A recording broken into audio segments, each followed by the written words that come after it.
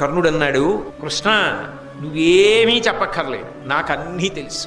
నాకు స్వప్నాలు వస్తున్నాయి, నాకు అనేకమైనటువంటి శకునములు కనపడుతున్నాయి. ఇప్పుడు ఈ యుద్ధమును తప్పించడం ఎవరికీ సాధ్యము కాదు. ఎందుకో తెలుసా? ధర్మ సంస్థాపన జరగాలి. ఆ ధర్మ సంస్థాపన కొరకు నేను పావైపోయాను. అందులో నేను దుష్టచతుష్టయంలో ఒకడిగా మిగిలిపోయా. నా మనస్సు వేరొకటైనా నేనది జీవితంలో అలా చేసిన వాడనన్న కీర్తి ఇక నన్ను ముట్టదు.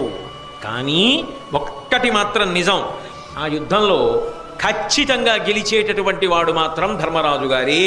అందులో సందేహం లేదు. నేను చెప్తున్నా కృష్ణ, నువ్వు చెప్పక్కర్లేదు కృష్ణ, నాకు తెలుసు ధర్మం ఎక్కడ ఉంటుందో అక్కడ నువ్వు ఉంటావు, నువ్వు ఎక్కడ ఉంటుందో అక్కడ గెలుపుంటుంది. కాబట్టి ధర్మరాజు గెలుస్తాడు, పట్టాభిషేకం జరుగుతుంది, మేమందరం ఉత్తమ లోకాలు పొందుతాం, వీరస్వర్గం అలంకరిస్తాం, యుద్ధంలో పడిపోతాం. నువ్వు చెప్పక్కర్లా, నేనే చెప్పేస్తున్నా. అయినా మరి ఎందుకు యుద్ధం చేస్తున్నావు అంటావేమో, ఇంతకన్నా నాకు బ్రతుకు లేదు కృష్ణ.